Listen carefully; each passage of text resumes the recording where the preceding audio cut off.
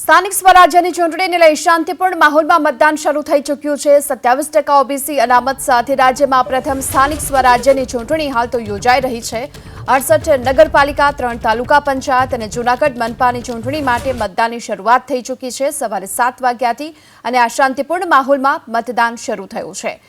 38.86 લાખથી પણ વધુ મતદારો 5000 ઉમેદવારોનું ભાવિ આજે ઈવીએમમાં કેદ કરશે અને આ સાથે જ 4033 મતદાન કેન્દ્ર પૈકી 836 સંવેદનશીલ છે, 153 અતિ સંવેદનશીલ મતદાન મથકો છે।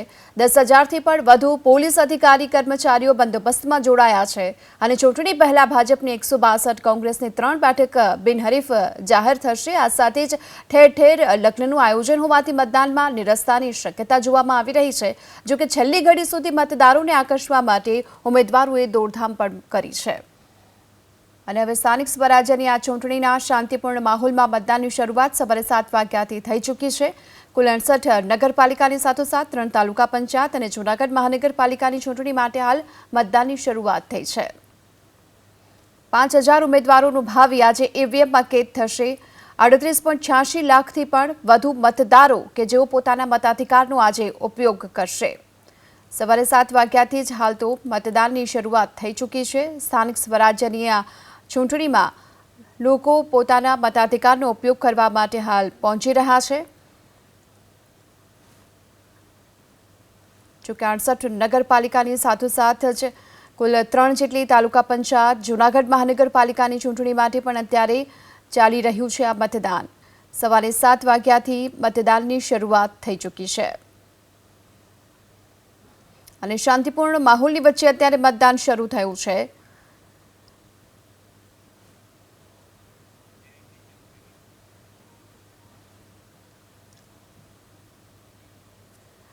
જૂનાગઢ મહાનગરપાલિકાની વાત કરીએ, જ્યાં આજે મહાનગરપાલિકામાં ચૂંટણીનો જંગ છે અને આ ચૂંટણી પહેલા મનપાના કુલ 15 પૈકીના 2 વોર્ડ બિનહરીફ થતા કુલ 13 વોર્ડ માટે મતદાન શરૂ છે।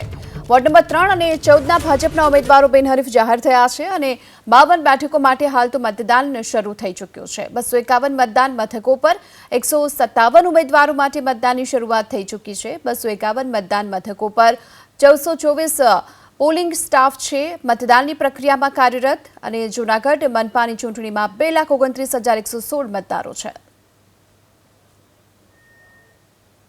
જૂનાગઢ મહાનગરપાલિકાની ચૂંટણી અને મતદાનની પ્રક્રિયા શરૂ છે।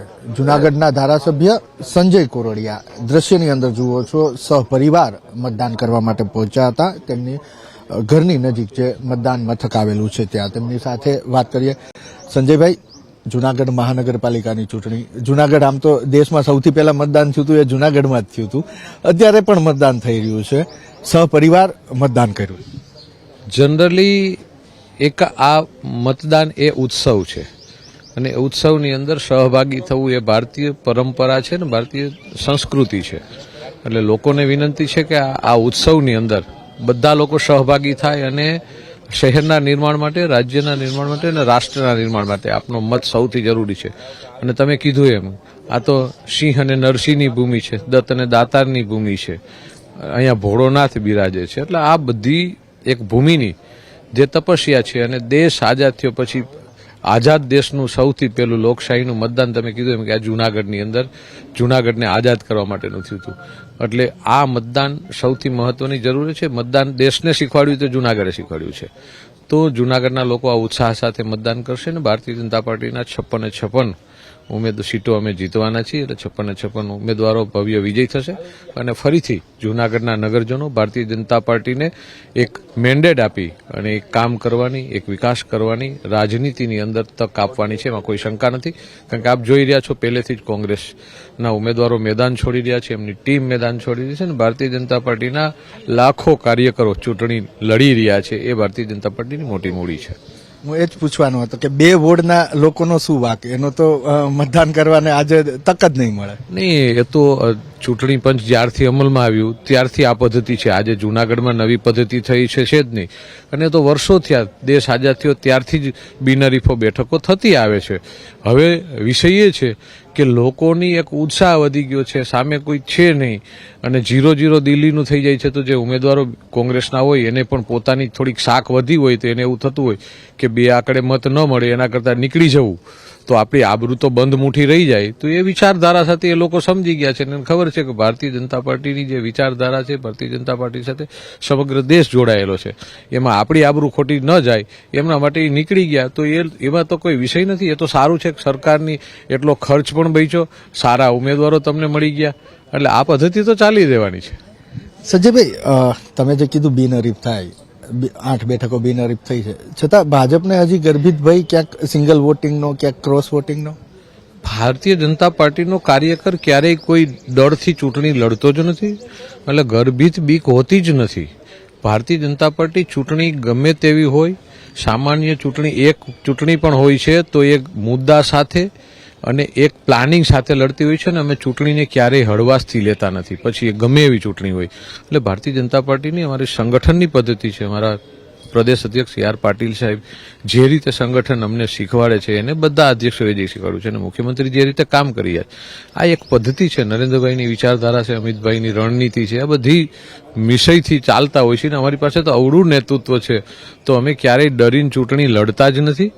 જીત, અમારા પ્રદેશ અધ્યક્ષ કહે છે ને ભારતીય જનતા પાર્ટીના કાર્યકરનો જન્મ જીતવા માટે થયો છે, એટલે અમારી જીત નિશ્ચિત છે. છેલ્લા 2 સવાલ છે. જે ડિમોલેશન થયું પાછલા દિવસોમાં, એની અસર આ ચૂંટણીમાં કેવી જોઈ રહ્યા છો? ડિમોલેશન તો થયું છે ને થવાનું પણ છે, એમાં કોઈ વિષય નથી. કારણ કે જે ગેરકાયદેસર રીતે જે પણ હોય રસ્તા હોય તો સુપ્રીમ કોર્ટનો આદેશ છે, એમાં કોઈ સરકાર કે કોઈ વિષય નથી. સુપ્રીમ કોર્ટનો કાયદેસરનો આદેશ છે એમનો કે જે રોડ ઉપર દબાણ હોય, જે પણ હોય એ દબાણો દૂર કરીને રસ્તાઓ ક્લિયર કરાવવા. એટલે આ પદ્ધતિથી એ તો ચાલવાનું છે અને એ એક રૂટિન પ્રક્રિયા છે દેશની અંદર, એટલે એમાં કાંઈ એ નવો વિષય છે નહીં. છેલ્લો સવાલ, આપણે શરૂઆતમાં જ વાત થઈ કે સંતની ધરતી છે અને આ ધરતી ઉપર સંતનો ખાસો એવો વિવાદ હમણાંથી ચાલી રહ્યો છે. એ મુદ્દો લોકમાનસ ઉપર અસર કરશે આ ચૂંટણી વખતે? અત્યારે આ ચૂંટણીનો પર્વ છે, આ સંતોનો વિષય નથી. એટલે આજે સંતો વિશે વાત કરવાને બદલે મતદાનથી જાગૃતતા થાય અને જૂનાગઢ મ્યુનિસિપલ કોર્પોરેશનમાં મોટામાં મોટું મતદાન થાય એ સૌથી મહત્વનો વિષય છે. ખૂબ ખૂબ આભાર વાત કરવા માટે. તો સહપરિવાર ધારાસભ્ય સંજય કોરડિયાએ મતદાન કર્યું અને એબીપી અસ્મિતા સાથે વાત કરતા એણે એ પણ કહ્યું કે કોંગ્રેસના ઉમેદવારો શાખ બચાવવા માટે થઈ અને મેદાન છોડી ગયા છે. કેમેરામેન જયરામ રબારી સાથે હિરેન રાજગુરુ, એબીપી અસ્મિતા, જૂનાગઢ.